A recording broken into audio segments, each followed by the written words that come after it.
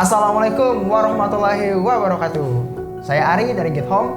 Di video ini saya ingin membahas mengenai AJB dan PPJB ya.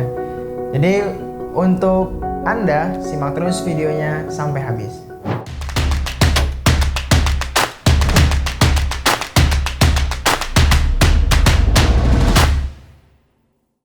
Dalam proses jual beli tanah atau rumah, umumnya terdapat dokumen yang disebut dengan AJB. Namun, ada juga dokumen yang bernama PPJB. Nah, banyak yang kerap salah mengartikan mengenai apa itu AJB dalam proses jual beli tanah atau rumah karena memang tidak paham perbedaan AJB dan PPJB. Padahal AJB dan PPJB adalah dua dokumen yang berbeda. Fungsi, cara pengurusan, dan kekuatan hukum dua dokumen tersebut juga tidak sama atau berbeda. Karena itu penting untuk memahami apa aja yang menjadi perbedaan AJB dan PPJB untuk bekal pengetahuan sebelum membeli rumah atau tanah. Oke, AJB adalah singkatan dari akta jual beli. AJB adalah akta otentik yang dibuat oleh notaris atau pejabat pembuat akta tanah atau yang biasa kita kenal adalah PPAT, dan merupakan perbuatan hukum pemindahan hak atas tanah karena jual beli. Nah, dengan kata lain, AJB merupakan salah satu syarat dalam jual beli tanah atau rumah yang memiliki kekuatan hukum.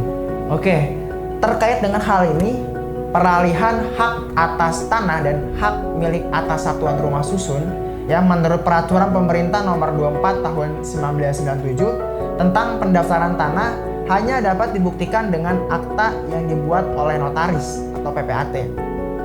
Tata cara pembuatan AJB: dalam pembuatan AJB, hak atas tanah di hadapan PPAT harus memenuhi beberapa persyaratan yang ditentukan oleh peraturan perundang-undangan.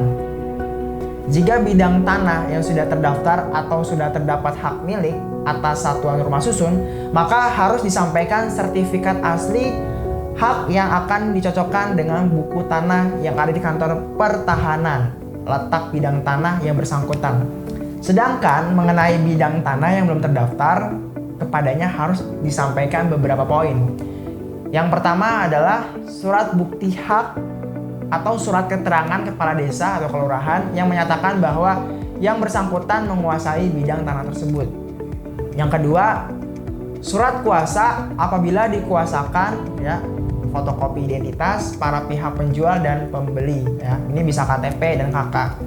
Kemudian yang ketiga, perbedaan hukum ya tidak dalam sengketa. Nah, ini fotokopi SPPT PBB tahun berjalan yang telah dicocokkan dengan aslinya. Ya, kemudian yang keempat adalah pembayaran pajak penjualan atau PPH dan pajak pembeli atau BPHTB. Nah, apabila syarat-syarat tersebut telah terpenuhi, maka PPAT yang bersangkutan dapat membuat AJB hak atas tanah yang disaksikan oleh dua orang saksi. AJB tersebut dibaca atau dijelaskan isinya kepada para pihak dengan dihadiri oleh sekurang-kurangnya dua orang saksi.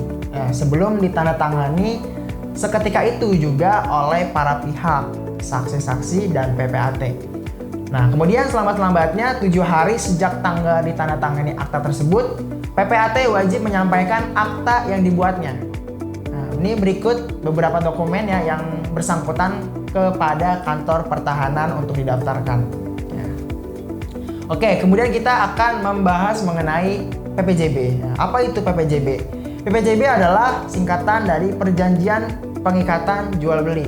Nah, PPJB yang berkaitan dengan proses peralihan hak atas tanah atau rumah memang tidak diatur secara spesifik dalam peraturan perundang-undangan. Oleh karena itu, PPJB sebenarnya hanyalah ikatan awal antara penjual dan pembeli tanah yang bersifat di bawah tangan atau akta non-otentik. Akta non-otentik ini berarti akta yang dibuat hanya oleh para pihak atau calon penjual dan pembeli, tetapi tidak melibatkan notaris atau PPAT. Meski demikian, ya, aturan hukum PPJB di Indonesia ada yang menggunakan istilah PPJB, yaitu Peraturan Pemerintah Nomor 14 Tahun 2016 tentang penyelenggaraan perumahan dan kawasan permukiman. Nah, PP Nomor 14 Tahun 2016 ya, sebagaimana diubah dengan PP 11 tahun 2021. Pada PP 11 tahun 2021 pasal 1 angka 10 yang menyebutkan sistem perjanjian pendahuluan jual beli yang selanjutnya disebut sistem PPJB ya, adalah rangkaian proses kesepakatan antara setiap orang dengan pelaku pembangunan dalam kegiatan pemasaran yang dituangkan dalam perjanjian pendahuluan jual beli atau perjanjian pengikatan jual beli sebelum ditandatangani akta jual beli atau AJB. Dalam PPJB biasanya diatur tentang syarat-syarat tertentu yang harus dipenuhi oleh para pihak. Nah, agar dapat dilakukannya AJB. Umumnya, PPJB ini mengatur bagaimana penjual akan menjual tanahnya kepada pembeli.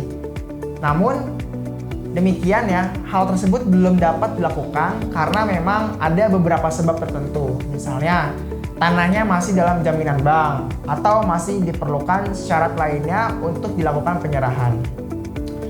Maka dari itu, dalam sebuah transaksi jual beli, calon penjual dan pembeli sebenarnya tidak mempunyai kewajiban ya membuat PPJB. Namun PPJB ini dibutuhkan sebagai komitmen para pihak terhadap berlangsungnya proses jual beli.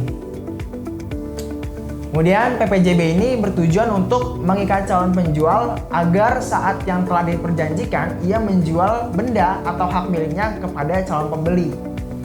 Sejalan dengan itu, pada saat yang sama perjanjian tersebut juga mengikat calon pembeli untuk membeli benda atau hak milik calon penjual. Sesuai dengan ketentuan yang telah diperjanjikan para pihak ya. Lebih lanjut, PP nomor 11 tahun 2021 juga menjelaskan mengenai PPJB apartemen dan rumah tunggal dalam pasal 1 angka 11. Baik, PPJB rumah maupun PPJB apartemen ya adalah kesepakatan antara pelaku pembangunan dan setiap orang untuk melakukan jual beli rumah atau satuan rumah susun yang dapat dilakukan oleh pelaku pembangunan sebelum pembangunan untuk rumah susun atau dalam proses pembangunan untuk rumah tunggal dan rumah deret yang dibuat di hadapan notaris. Dengan begitu, PPJB merupakan kesepakatan awal antara calon penjual dengan calon pembeli yang memperjanjikan akan dilakukannya transaksi jual beli atas suatu benda. Pada umumnya, benda ini tidak bergerak termasuk tanah. Oke, cukup sekian pembahasan di video kali ini. Semoga video yang Anda sudah tonton dapat bermanfaat, menambah wawasan, dan memahami mengenai AJB dan PPJB. Untuk itu, terima kasih. Wassalamualaikum warahmatullahi wabarakatuh.